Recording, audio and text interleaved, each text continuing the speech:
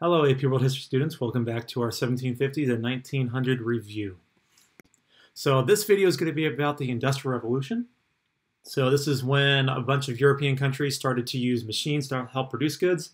And I would argue this is the reason why Europeans started to become the dominant power in the 19th century and into the 20th century. So remember, most of world history, Europeans were not super important, not until really the age of exploration when they started colonizing different places. But even then, I wouldn't call them a dominant power quite yet.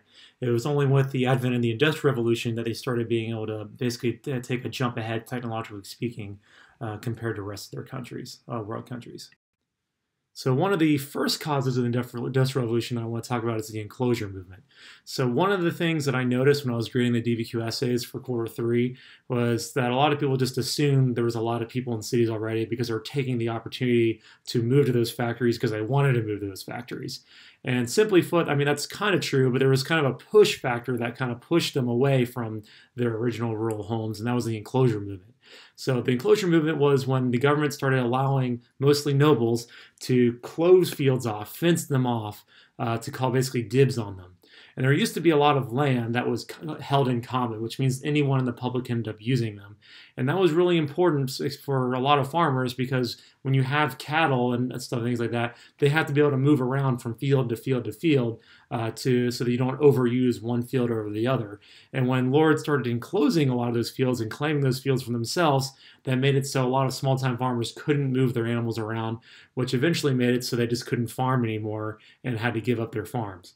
And when that happened, that caused them to start to urbanize, to move to cities and search for other jobs. So it wasn't necessarily because they wanted to go to factories, because factories weren't exactly the best living conditions. It's because they were kind of forced to because they didn't really have any other options.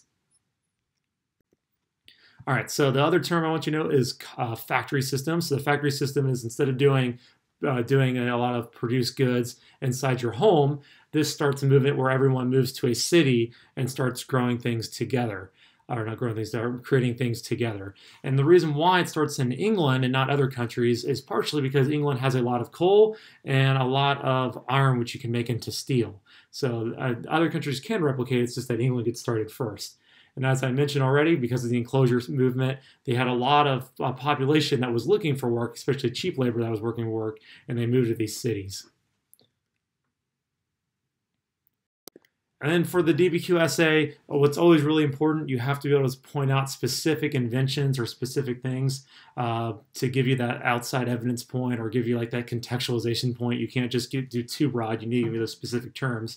So I would argue one of the most, if not the most important invention or innovation during this time period was the steam engine. Now, James Watt wasn't the person who invented the steam engine, but he was the guy who improved upon the steam engine to the point when it was economically viable to be used on a large scale.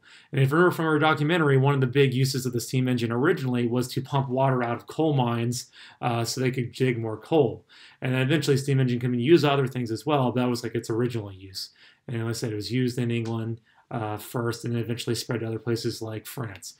The Industrial Revolution in the United States was probably a little bit later than other countries. I wouldn't say the United States, we really got our Industrial Revolution started until the late 1800s, whereas in England it got started, I would argue, in I think like the 1830s. The other important invention I would say is the second most important invention that I really want you guys to know is the spinning jenny. So as I mentioned before, England was the first country to industrialize. So the question is, what do they mostly industrialize in? What's the thing they produced the most? And the answer to that was textiles, weaving cotton together. So instead of doing it on a single loom, you can see right now there's many different spindles in that machine. So they were able to mass produce a bunch of textiles and basically take over the whole entire textile market from the whole entire world. And of course the question becomes, which we're going to kind of edge into age of imperialism later on, they didn't produce any of the cotton, so where did the cotton come from? So you have like originally was the American South, and then this American Civil War happened, so they had to turn to somewhere else. So they started getting cotton from Egypt and India especially. Now Egypt did try to compete against England a lot for that textile thing, but eventually England just was able to economically overpower them to the point when basically Egypt just had to give up on trying to produce their own textiles and just focus on cotton production instead. And as I mentioned before, factory system was not exactly, I would say, safe for a lot of workers. They didn't have a lot of regulations for worker safety. It was very common for workers to get injured during these things. And like I said, those regulations just weren't there. And one of the most horrific examples of the factory system not exactly being safe would be the Triangle Shirtwaist factory. This was done actually in New York City, in the United States. And this is when a lot of, I think, predominantly Jewish women were creating the shirtwaist, which is a type of garment that was worn. And during that time, a fire happened, and these people and these women couldn't escape the fire, partially because the owner locked the doors on them because they didn't want the women to take bathroom breaks and whatnot. So the doors were locked, so they couldn't go down that way. And then they did have fire escapes actually, but the fire escapes, I guess you didn't have had a weight limit that was only like a few people at a time. And eventually the fire escapes actually broke, so this women were stuck inside these rooms, unable to leave. And I think even the more irony too, I remember reading on, was when the firefighters came and tried to help them, the ladders weren't high enough to get up to them. So the firefighters were pretty much helpless to save the women, and ended up with many women ended up dying in here. And as a result of this travesty, that did, a lot of more safety regulations got put in place, such as things like fire alarms, because a lot of the women didn't even know there was a fire until it was too late. All right, sorry in the background. That's actually my cat jumping around, so you can actually hear a cat jumping around. Bella, you're starring now on YouTube. Go you. All right, so some of the big economic terms that I want you guys to know, or at least know the difference to, is Adam Smith, and he was considered the founder of capitalism. Now, he actually came up with all these ideas in his book, The Wealth of Nations, pre-Industrial Revolution, but it kind of gets embraced, especially during the Industrial Revolution, which essentially says the economic system where the government should be hands-off, laissez-faire. Let private businesses run things because they know how to best be the most efficient in producing goods. Whereas if you get government involved, government will be inefficient and you won't allow innovations to happen to find whatever is the most efficient way of doing things. And I remember when he wrote this was when mercantilism was at its height. The idea where basically the government was hands-on, trying to direct colonies to you have to produce these goods, like you have to produce cotton and then give that cotton to England. Laissez-faire capitalism would say the government can't do that. Let market forces, what he would argue the invisible hand of the market, decide what's the most efficient use for the government.